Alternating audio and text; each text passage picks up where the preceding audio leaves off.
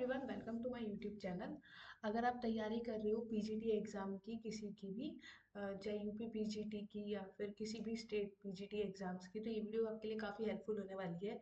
इस वीडियो में मैं स्टार्ट कर रही हूँ।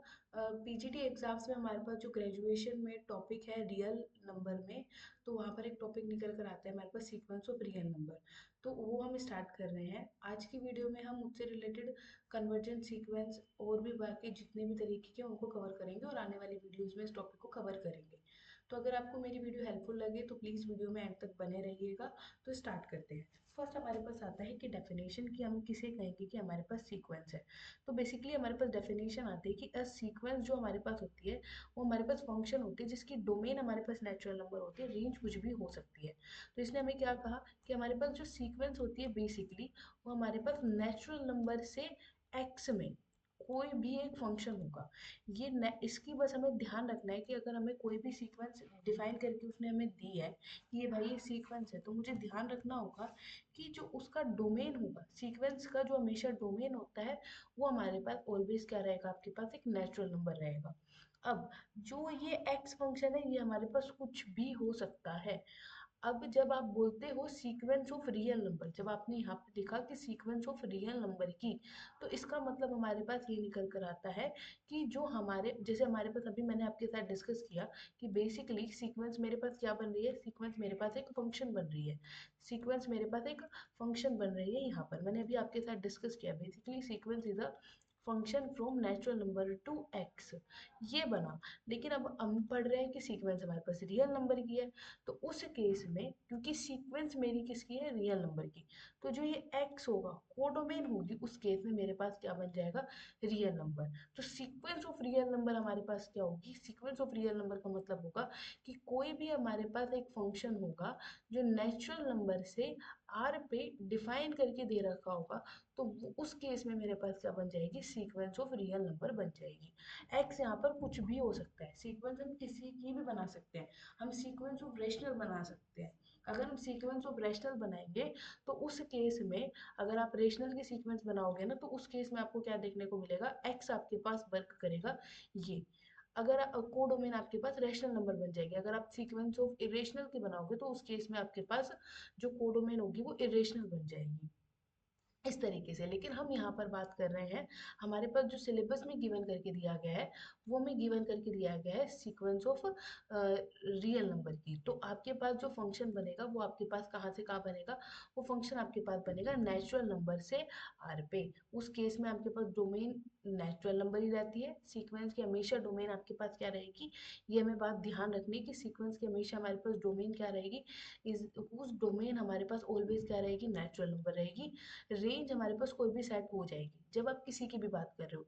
लेकिन जब आप बात कर रहे हो रियल सीक्वेंस की, तो उस केस में जो आपके पास रेंज होगा वो सबसेट होगा रियल नंबर का। मतलब यहाँ से आप क्या कहना चाह रहे हो कि जो आपके पास जो कोडोमेन बनेगी, जो आपके पास कोडोमेन बनेगी वो आपके पास क्या बनेगी, रियल नंबर बनेगी। आई थिंक ये चीज़ क्लियर हो गया होगा। अब जो हमारे पास चैप्टर है वहाँ पर जो हमारे पास सिलेबस दिया गया है उसमें हम सिर्फ और सिर्फ रियल सीक्वेंस के बारे में पढ़ेंगे। तो रियल सीक्वेंस के लिए हमारे पास डोमेन तो ऑलवेज नेचुरल नंबर बनती है, लेकिन जब आप रियल सीक्वेंस की बात कर रहे हो तो उस केस में आपके पास कोडोमेन क्या बन जाएगी, रियल नंबर बन जाएगी। जो भी आपके पास रेंज आएगी वो आपके पास रियल नंबर का सबसेट बनेगी। जैसे मैं एक आपके साथ एग्जांपल लेती हूँ, एग्जांपल से ये चीज़ें बहुत अच्छे से आपको क्लियर हो जाएंगी। ठीक है, एग्जांपल से ये चीज़ आपको बहुत अच्छे से क्लियर होगी। सपोज आपने एक कुछ भी एग्जांपल ले लीजिए, सिंपल सा मैंने एक एग्जांपल लिया, a n is equal to 1/n। ठीक है, अब आप यहाँ पर देखो, क्योंकि हमारे पास जो सीक्वेंस है, मैं यहाँ पर लिखती हूँ, यहाँ पर मैं एग्जांपल ले रही हूँ आपके साथ। आपने एग्जांपल ले लिया a n is equal to 1/n, क्योंकि हमारे पास जो सीक्वेंस होती है वो हमारे पास फंक्शन होता है नेचुरल नंबर से। तो जो आप n की जगह वैल्यू पुट करोगे ना, जो आपके पास n की जो चॉइसेस आएंगी वो कहाँ से आएंगी, आपके पास नेचुरल नंबर में से आएंगी। आप n की जगह एक बार पुट करोगे a1, तो आपको देखने को मिलेगी 1 वैल्यू, 1/1 क्या बनेगा, आपके पास 1 ही बनेगा। आप रखोगे n की जगह 2 तो ये बनेगा 1/2। आप n की जगह रखोगे 3 तो ये वैल्यू बन जाएगी आपके पास 1/3। आप n की जगह रखोगे 4 तो उस केस में वैल्यू आपके पास क्या बनेगी, इस केस में 1/4 बन जाएगी। ठीक है, ऐसे आप आगे बढ़ते जाओगे तो आपको पूरी की पूरी सीक्वेंस मिल जाएगी। अब देखो, हो क्या रहा है, ये जो A1 A2 A3 ये A4 जो ये वैल्यूज आती जा रही हैं, इन वैल्यूज को बोला जाता है, जो हमारे पास ये A1 का आपने लिखा, जैसे आपने A1 लिख दिया, A2 लिख दिया, A3 लिख दिया, ये जितनी भी आपके पास वैल्यू आती जाएगी, n की वैल्यू आप डालते जाओगे तो आपको A1 A2 A3 A4 A5 A3 इस तरीके से आपको मिलता जाएगा। इसको बोला जाता है रेंज ऑफ सीक्वेंस। इसको क्या बोला जाता है, रेंज ऑफ सीक्वेंस इनको बोला जाता है। आई थिंक नेक्स्ट में मैंने यहाँ पर लिखा हुआ होगा। हाँ पहले देखो इसको कवर करते हैं फिर वापस पीछे चलेंगे। वो क्या कह रहा है, the set of all, the set of all, किन का सेट उसने बोला, the set of all distinct term of the sequence a n आएगा यहाँ पर, is called the range of the sequence. देखो वो रेंज बन जाएगी, जैसे मैंने अभी आपके साथ डिस्कस किया इस एग्जांपल में, ये हमारे पास a one one one by two one by three one by four ये जो आई थी, ये सारी की सारी आपके पास रेंज के अंदर चली जाएंगी। ये आपके पास किसके अंदर चली जाती है, रेंज के अंदर चली जाती है। आई थिंक ये चीज अभी आपको क्लियर हो गई होगी। देखो इसने यहाँ लिख भी रखा है, अब जो ये रेंज आएगी ये किसके अंदर है, आर के अंदर ही तो जा रही है, तो वही आर के ही एलिमेंट रेंज के अंदर आएंगे, क्योंकि आपके पास जो आपने सीक्वेंस डिफाइन किया है वो रियल नंबर की सीक्वेंस को आपने डिफाइन किया, दैट्स वाई।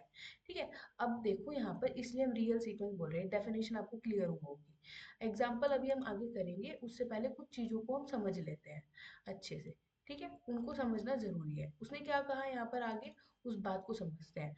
उसने कहा ये आपके पास फंक्शन है कोई भी n से r में, and image of n belongs to n की is represented by a, मतलब आप उसको रिप्रेजेंट कैसे करोगे, ए एन से, मतलब इसको आप ऐसे लिखना चाहते हो, यहाँ प्रिंटिंग एरर है। ठीक है, अब देखो जैसे कि ये यहाँ पे जो कह रहा है ना, इसको एक बार छोड़ दो, यहाँ पे प्रिंटिंग एरर है, कुछ कुछ और लिखना था, ये कुछ और लिखा गया है हमारे पास। ठीक है, इसको समझते हैं अभी हम आगे। तो उसने क्या कहा कि आपने कोई भी फंक्शन आपने डिफाइन कर दिया है नेचुरल नंबर से आर पे, ये हमारे पास एक सीक्वेंस ही तो है, कोई भी सीक्वेंस होगी। अब वो फंक्शन आपके पास नेचुरल से आर में होगा।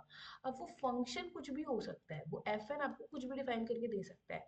एफ एन मान लो उसने कुछ भी डिफाइन करके दे दिया, आप मान लीजिए मैंने डिफाइन करके दे दिया एन स्क्वायर, एन स्क्वायर मैंने फंक्शन डिफाइन करके दे दिया। तो वो आपसे क्या कहना चाह रहे हैं, जो भी इमेज होगी ना एन की, जैसे एफ वन आएगी आपके पास, आप एन में से पहले वन उठाओगे तो इमेज क्या आएगी, वन स्क्वायर। तो इसको आप लिखोगे कैसे, इसको लिखने का तरीका होगा, ये जो वैल्यू आई है इसको आप लिखोगे ए वन। आपके पास जो ए वन की वैल्यू कितनी आई है, वो आई है आपके पास वन। ए टू की जब वैल्यू रखोगे तो उसके लिए क्या करना पड़ेगा, ए टू मतलब एफ टू की वैल्यू आपके पास बनेगा टू का square, that is equal to four. आप ए थ्री निकालोगे तो वो क्या बनेगा आपके पास, थ्री का स्क्वायर, तो वह वैल्यू बनेगी आपके पास नाइन। ऐसे आप निकालते जाओगे, आपके पास वैल्यू बनती जाएगी, a one a two a three a four a n. ठीक है, ये सारी वैल्यूज आपके पास इस तरीके से यहाँ पर बनती जाएंगी। ये इन सब चीजों के बारे में डिस्कस कर रहा है।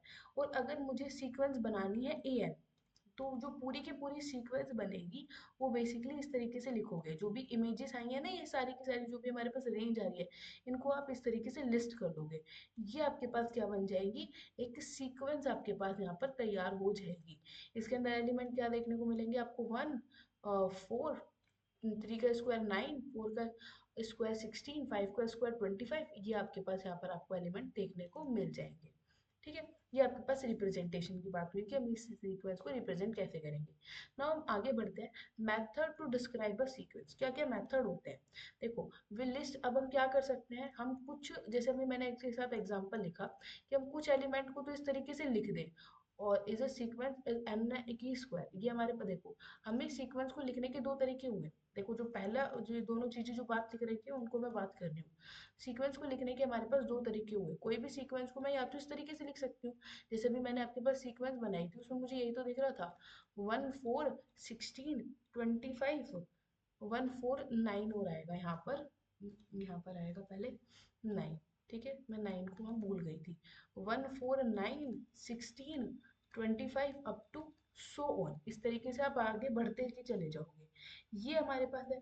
आप फॉर एग्जाम्पल आपने ये सीक्वेंस ली, जिसकी nth टर्म आपको क्या दे रखी है, इसकी जो आप nth टर्म लिखोगे वो आपके पास क्या बनेगी, एन स्क्वायर। आप सीक्वेंस को इस तरीके से भी लिख सकते हो, किसी भी सीक्वेंस को आप इस तरीके से भी लिख सकते हो, या आप जब इसको इस तरीके से नहीं लिखना चाहते तो आप इसी सीक्वेंस को लिखने का तरीका दूसरा ये भी तो हुआ कि आप उसको ऐसे लिख दो, ए एन इज इक्वल टू, ये दोनों बातें ये एक ही चीज को ही तो रिप्रेजेंट कर रही है। आप सीक्वेंस को लिखना चाहो तो उसके एलिमेंट को लिस्ट कर दो, वरना जो रूल है आप उसको लिख दो, जिससे आपको अच्छा लगे आप उसको इस तरीके से लिख सकते हो। जैसे कि मान लीजिए मैं आपके पास एग्जांपल ले लेती हूँ। जैसे मान लो a n is equal to n factorial, ये आपके पास एक सीक्वेंस बनाने का रूल दे दिया। देन ये हमें दे दिया कि इसकी nth टर्म ये है, ये आपको क्या रिप्रेजेंट करिए बेसिकली nth टर्म। तो जो आपके पास सीक्वेंस बनेगी ना वो देखो क्या बनेगी।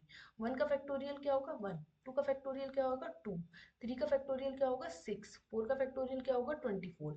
आप ऐसे बढ़ाते जाओगे, या तो वो nth टर्म दे के रखेगा, ये जो ऐसे इस तरीके से देके रखेगा, या आपको ऐसे देके रखेगा, जिस भी तरीके से आपको कन्वीनियंट लगे आप उस तरीके से उसको लिख सकते हो।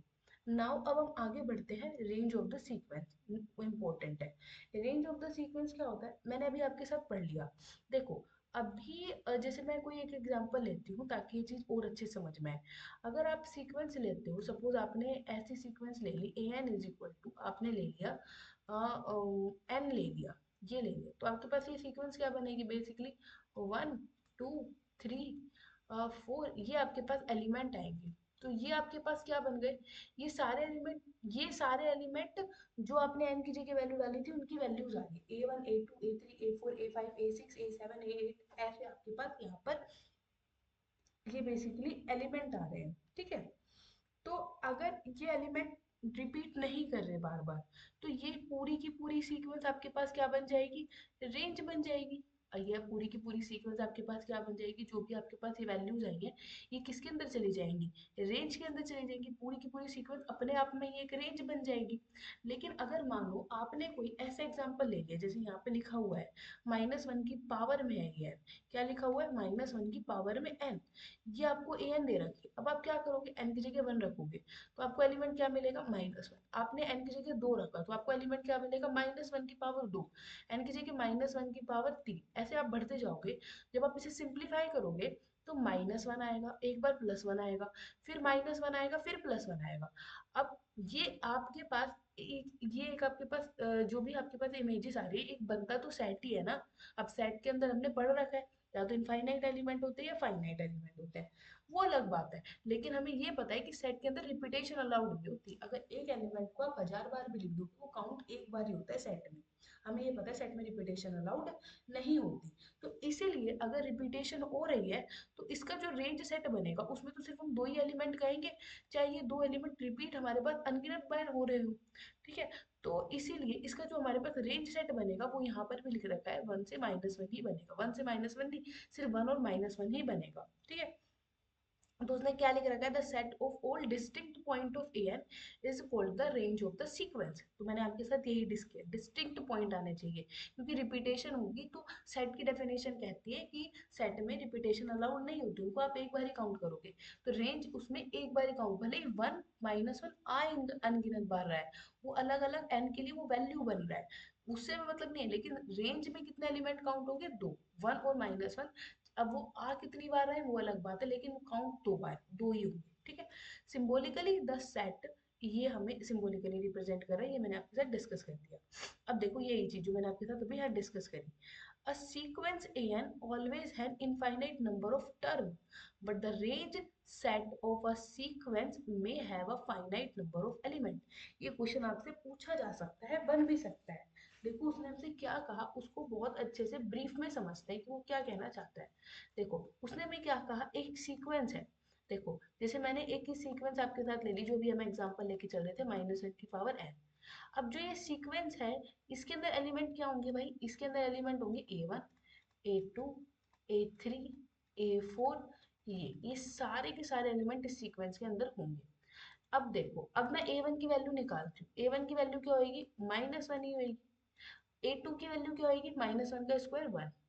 a3 की वैल्यू हमारे पास क्या होगी अगेन -1। a4 की वैल्यू क्या होगी 1। a5 की वैल्यू अगेन -1, ऐसे आप चलते जाओगे ही। अब देखो ना मैं आपसे क्या कहना चाहती हूँ, मैं आप क्या बताना चाहती हूँ, आपके साथ क्या डिस्कस करना चाहती हूँ वो देखिए। जो हमारे पास बेसिकली ये जो सीक्वेंस हमें गिवन करके दे रखी थी, इस सेट के अंदर तो हमारे पास इनफाइनाइट एलिमेंट ही है ना, इनफाइनाइट एलिमेंट ही है। क्यों है इनफाइनाइट एलिमेंट, क्योंकि जितनी आप n की वैल्यू डालोगे, जितनी आप n की वैल्यू डालोगे ये है, एन आपने 1 लिया तो A1 आपको मिलेगा, फिर एन आपने 2 लिया फिर आपको A2 मिलेगा। A1 A2 A3 A4 A5 A6, ये तो एन से डिपेंड कर रहा है ना, जितनी आप एन की वैल्यू डालोगे उतने आपको एआईज मिलेंगे। तो सीक्वेंस के अंदर तो कितने एलिमेंट हो गए, इनफाइनाइट। लेकिन अब इन एलिमेंट की जो वैल्यू है, ए वन की वैल्यू आपको -1 दिखी, ए टू की वैल्यू आपको 1 दिखी। आपने जब ये देखा A1 A2 तो है, लेकिन आपको क्या दिखा कि A1 की वैल्यू अगेन ये हमारे पास क्या दे रहा है, 1 दे रहा है, या -1 जो भी है -1 दे रहा है, A2 की वैल्यू हमें क्या दे रहा है, 1। तो उस केस में जो रेंज मुझे मिली, जो इमेजेस का सेट मिला, वो तो मेरे पास फाइनाइट ही मिला ना।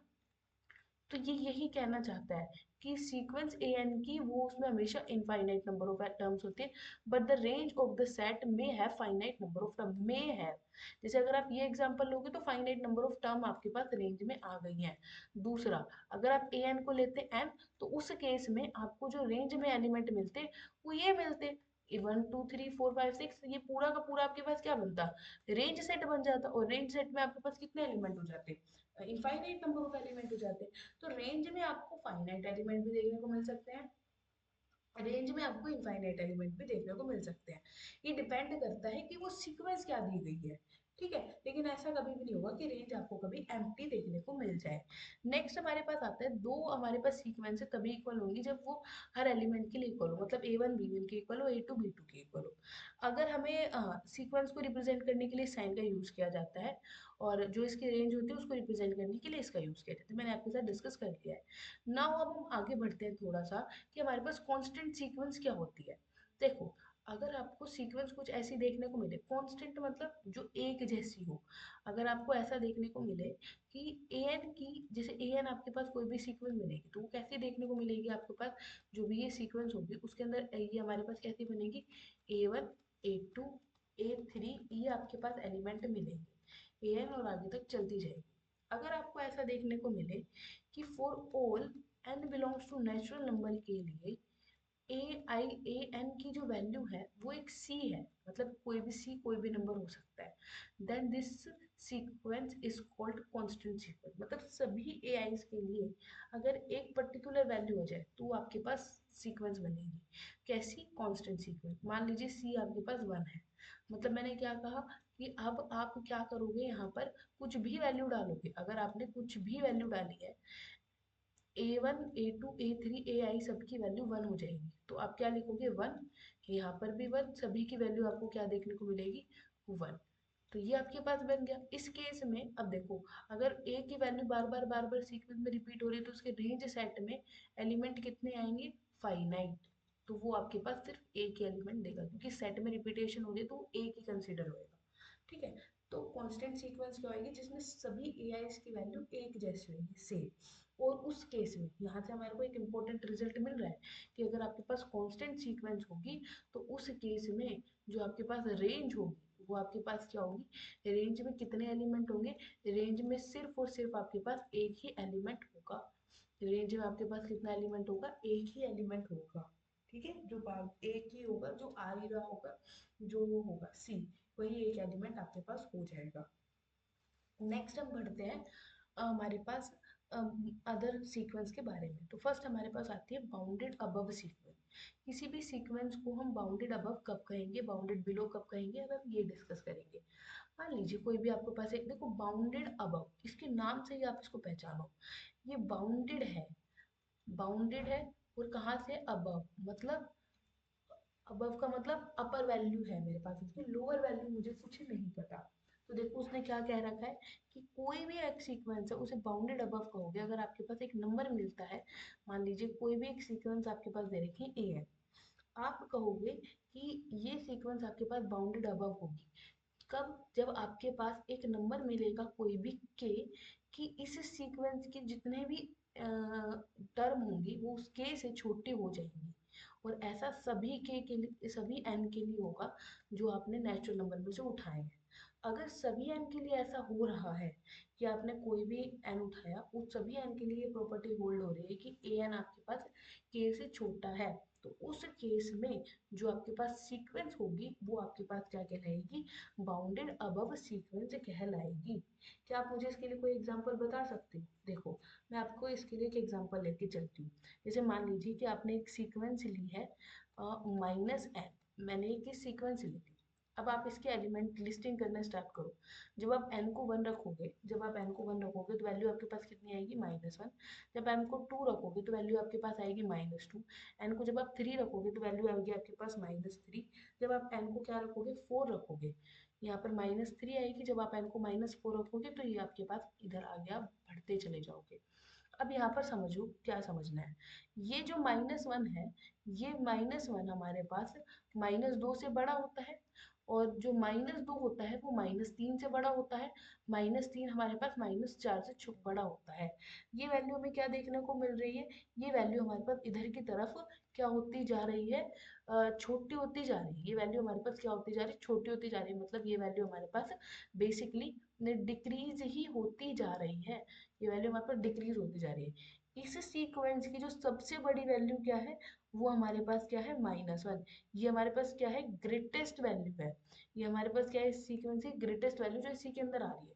अब ऐसा हो सकता है कि वो के हमारे पास सीक्वेंस में बिलोंग करे या ना भी करे, ठीक है। इसमें तो फॉर्चुनेटली ये जो के था, ये सीक्वेंस का एलिमेंट बन रहा था। कई बार ऐसा भी हो सकता है कि वो एलिमेंट हमारे पास उसमें बिलोंग ना करे, ठीक है। तो बाउंडेड अबव का सिंपल सा मीनिंग ये है कि आपको ये देखना है कि क्या आपके पास जो सीक्वेंस की जो भी टर्म आपके पास आ रही है, जो वैल्यूज आ रही हैं, अगर वो किसी एक पर्टिकुलर वैल्यू, कोई एक रियल नंबर आपको ऐसा मिल जाए जिससे उस सीक्वेंस की सारी वैल्यू, जैसे यहाँ पे जो कंडीशन हो रही है उसको सेटिस्फाई कर रही हो, कि उससे सारी की सारी वैल्यू अगर छोटी हो जाती है, तो उस केस में वो सीक्वेंस आपके पास बाउंडेड अबव बन जाएगी। उस केस में आपको क्या कहोगे, वो बाउंडेड अबव बन जाएंगी। जैसे यहाँ पर आपको देखने को मिला कि an की सारी जो सीक्वेंस है, जितनी भी टर्म आ रही है, वो एक वैल्यू से छोटी हो गई है, -1 से छोटी हो गई। तो ये सीक्वेंस जो आपको देखने को मिल रही है, ये सीक्वेंस आपके पास बाउंडेड अबव होगी, बाउंडेड अबव हो जाएगी। और ये किससे बाउंडेड अबव हो जाएगी, आप बोल सकते हो 0 से बाउंडेड अबव हो जाएगी, 0 बोल सकते हो, या फिर आप ऐसे बोल सकते हो -1 इसकी अपर बाउंड होगी। देखो देखो, अब यहाँ पर एक और बात समझने की है जो हमें समझनी चाहिए। अब जो सीक्वेंस थी हमारे पास, ए एन क्या थी, -n मैंने आपके साथ ली थी। तो इसमें एलिमेंट क्या थे, -1 -2 -3, इस तरीके से जा रहे थे। और ये सीक्वेंस मेरे पास कैसी बनी है, दिस इज बाउंडेड अबव। ये सीक्वेंस मेरे पास आपके पास कैसी बनी है, this is bounded above sequence बनी है। बाउंडेड अबव सीक्वेंस बनी है, तो इसकी जो अपर बाउंड है, जो इसकी अपर बाउंड है, वो आपको क्या देखने को मिली है, वो अपर बाउंड आपको देखने को मिली है -1। मतलब बाकी जितने भी एलिमेंट है वो -1 से छोटे हुए हैं, ठीक है। अब क्वेश्चन ये बन सकता है, जो पूछा जा सकता है वो ये पूछा जा सकता है कि इसकी कितनी अपर बाउंड हो सकती है। देखो कितनी अपर बाउंड हो सकती है, -1 से जितना भी, -1 से अब जितने भी बड़े नंबर लेके चलोगे वो सारे के सारे इसके लिए अपर बाउंड का काम करेगी, है ना। वो सारी की सारी इसकी अपर बाउंड का काम करेगी। तो अगर एक अपर बाउंड आपको मिल जाती है ना, तो आप ये कह सकते हो कि उसके इनफाइनाइट अपर बाउंड्स होंगी। ये हमें ध्यान रखना है, ठीक है, ये हमें ध्यान रखना है। तो I think bounded above sequence अच्छे से क्लियर हो गई होगी। नेक्स्ट हम बढ़ते हैं कि हम किसी भी सीक्वेंस को बाउंडेड बिलो सीक्वेंस कब कहते हैं। जैसे हमने बाउंडेड अबव पढ़ा, वैसे ही बाउंडेड बिलो का कॉन्सेप्ट आता है कि कोई भी अगर आपको सीक्वेंस दे रखी हो an, और अगर आपको कोई भी एक रियल नंबर एग्जिस्ट कर रहा हो, मान लीजिए वो रियल नंबर है n, सीक्वेंस की सारी टर्म अगर उस l से बड़ी है, सीक्वेंस की सारी टर्म l से बड़ी है, लेस देन इक्वल है, l से बड़ी है, for all n is belongs to natural number, तो उस केस में उस या तो कुछ टर्म उसके इक्वल हो जाए या फिर उससे सारी टर्म बड़ी हो जाए, तो उस केस में आपके पास क्या हो जाएगी, सीक्वेंस वो आपके पास कहलाएगी बाउंडेड बिलो। मतलब कोई भी सीक्वेंस उससे छोटी नहीं जानी चाहिए। जिस नंबर को आपने कहा है, जिस नंबर से आपने कहा है कि उस नंबर के, मतलब उस नंबर से आपकी सारी सीक्वेंस की टर्म बड़ी है, तो उस नंबर से कोई भी छोटा नंबर उस सीक्वेंस में एग्जिस्ट नहीं करना चाहिए। तो वो आपके पास जो ये एल होगा, ये क्या कहलाएगी आपके पास सीक्वेंस की, this is called lower bound. ये आपके पास क्या कहलाएगी सीक्वेंस की, ये आपके पास लोअर बाउंड कहलाएगी। अब इसका देखो एग्जांपल हम लेते हैं, इसको एग्जांपल की हेल्प से अच्छे से बेहतरीन तरीके से समझते हैं। जैसे मान लीजिए कि मैंने एक एग्जांपल लिया यहाँ पर ए एन मैंने एग्जांपल लिया और एन में ले लिया मैंने एन, ये ले ली। अब इस सीक्वेंस के एलिमेंट लिखोगे तो क्या बनेगा, 1 2 3 और ये आगे तक बढ़ती जा रही है। आप यहाँ पर क्लियरली देख सकते हो, क्या देख सकते हो कि ये सबसे छोटा एलिमेंट था 1। अब इसके बाद ये वाली एलिमेंट इससे बड़ा, फिर ये एलिमेंट इससे बड़ा, और जो 4 मिलेगा वो 3 से बड़ा मिलेगा, 5 मिलेगा फिर वो 4 से बड़ा मिलेगा, ऐसे बढ़ता जा रहा है। ठीक है, तो इस सीक्वेंस के लिए जो 1 मेरे पास काम करेगा, ये किसका काम करेगा, ये हमारे पास लोअर बाउंड का काम करेगा। ये किसका काम करेगा, सीक्वेंस की लोअर बाउंड का काम करेगा। अब मैं आपसे पूछती हूँ कि या क्या ये जो आपके पास ये सीक्वेंस मैंने आपके साथ डिस्कस करी है, क्या इसकी कोई अपर बाउंड है? No, it does not have no upper bound. इसकी कोई अपर बाउंड नहीं है, क्योंकि आप ये नहीं देख सकते कि क्या कोई सीक्वेंस की कोई भी आप ऐसी वैल्यू दे सकते हो जिससे सारे सीक्वेंस के एलिमेंट छोटे हो जाए। नहीं, वो हम नहीं बता सकते, इसलिए कोई भी इसकी अपर बाउंड नहीं है। पर हमें ये दिख रहा है कि इस सीक्वेंस के सारे एलिमेंट 1 से बढ़ते जा रहे हैं, तो इसकी जो लोअर बाउंड हो जाएगी वो कहलाएगी मेरे पास 1 2 3 4 5 6 7, ऐसे बढ़ता जाएगा, तो लोअर बाउंड कहलाएगी 1, सबसे छोटा एलिमेंट लोअर बाउंड कहलाएगा। ठीक है, नाउ अब हम आगे बढ़ते हैं नेक्स्ट और इम्पोर्टेंट चीज पर, हम बाउंडेड सीक्वेंस के बारे में पढ़ते हैं। देखो सिंपल सी बात है, कोई भी एक सीक्वेंस है an, वो आपके पास बाउंडेड बनेगी अगर उसके लिए आपको क्या मिल जाए, अगर उस सीक्वेंस के लिए आपको एक अपर बाउंड भी आपको मिल जाए और एक लोअर बाउंड भी आपको मिल जाए। एक सेकेंड, मैंने ये गलत बना दिया, हाँ, एक लोअर बाउंड भी आपको मिल जाती है for all n belongs to N के लिए। अगर ऐसा आपको कर पा रहे हो, कोई भी सीक्वेंस आपने ढूंढी और आपको आपने उसका चेक किया A1 A2 A3 AN निकाला, और आपको अगर दिख गया कि यस इसकी हर वैल्यू तो इससे छोटी और इससे बड़ी है, तो वो सीक्वेंस आपके पास क्या कहलाएगी, वो आपके पास बाउंडेड कहलाएगी। जैसे कि मैं आपको एक एग्जांपल लेते हैं, बहुत सारे एग्जाम्पल बना सकते हैं, मैं एक सिंपल से एग्जाम्पल लेती हूँ। मैंने लिया an इज इक्वल टू -1 की पावर n ले लिया। जब आप इसको लिखोगे तो इसके एलिमेंट क्या मिलेंगे, -1 1 -1 1 -1, ऐसे बढ़ता जाएगा। तो आप देखो ये सिर्फ सीक्वेंस है, इस सीक्वेंस के लिए जो लोअर बाउंड है वो क्या है आपके पास, इस सीक्वेंस की भाई लोअर बाउंड क्या है आपके पास, -1 है। और जो इस सीक्वेंस की जो अपर बाउंड है आपके पास, वो क्या कहला रही है आपके पास, 1 कहला रही है। बस अगर आपको कोई भी सीक्वेंस ऐसे दिखे जिसकी लोअर बाउंड भी आप पता कर पा रहे हो और जिसकी अपर बाउंड भी आपको पता लग रही है, तो वो सीक्वेंस आपके पास क्या कहलाती है, बाउंडेड सीक्वेंस कहलाती है। तो ये जो an आपके पास बनेगी, ये आपके पास कैसी सीक्वेंस बन जाएगी, इसे आप आज से बोलोगे क्या ये हमारे पास कैसी सीक्वेंस है भाई, बाउंडेड सीक्वेंस है। ये आपके पास क्या बन जाएगी, बाउंडेड सीक्वेंस बन जाएगी। सेम इसी तरीके से आप बात कर सकते हो, अगर आप an को ले लेते हो 1/n, आपने 1/n ले लिया। अब देखना, आपने n को जगह 1 डाला 1, n की जगह 2 डाला 1/2, n की जगह 3 डाला 1/3, n की जगह 4 डाला 1/4, ऐसे आप आगे बढ़ते चले गए। अब आप देखो, ये वैल्यू थी 1, ये वैल्यू क्या थी 1, ये वैल्यू क्या होती है, वैल्यू 1/2 की वैल्यू कितनी होती है, बेसिकली 0.5 होती है। 1/3 की वैल्यू आपको क्या पता है, 1/3 की वैल्यू हमारे पास क्या होती है, मुझे पता है 0.33 होती है। 33 मतलब ऐसे बढ़ती जाती है, तो 0.3 बार लिखते हैं। ठीक है, मैं यहाँ पे ऐसे ऐसे लिख देती हूँ। 4 की वैल्यू क्या होगी आपके पास, 0.25। आपको दिख रहा है कि डिक्रीज होती है, लेकिन आप ये बताओ जब एन ही आप इनपुट ही पॉजिटिव दे रहे हो, तो क्या आउटपुट कभी भी नेगेटिव आएगा। मेरे कहने का मतलब है, जो इस सीक्वेंस के लिए जो लोअर बाउंड होगी वो क्या कहलाएगी आपके पास, जीरो कहलाएगी। क्यों कहलाएगी जीरो, आप समझिए, आप एन की वैल्यू को बढ़ाते जाइए, डिनोमिनेटर जितना आप बढ़ाते जाओगे, ये वैल्यू क्या होती जाएगी, जीरो की तरफ अप्रोच करती जाएगी। तो लोअर बाउंड इसकी जीरो कहलाएगी, लेकिन इसकी जो अपर बाउंड होगी, अपर बाउंड आपके पास क्या कहलाएगी इस सीक्वेंस की, इस सीक्वेंस की जो अपर बाउंड होगी वो 1 कहलाएगी। लोअर बाउंड क्या कहलाएगी, जीरो, और अपर बाउंड क्या कहलाएगी, 1। तो इस तरीके से वो हमारे पास क्या बन जाएगी, बाउंडेड सीक्वेंस बन जाएगी। तो बाउंडेड सीक्वेंस हमने क्या सीखा, एक सीक्वेंस को आप बाउंडेड कहोगे अगर आप उसके लोअर बाउंड भी बता सकते हो, अगर आपकी अपर बाउंड भी बता सकते हो। अगर दोनों चीजें आप फाइंड कर पा रहे हो, तो वो सीक्वेंस आपके पास एक बाउंडेड सीक्वेंस बनती है। नेक्स्ट अब आगे बढ़ते हैं, अनबाउंडेड अबव।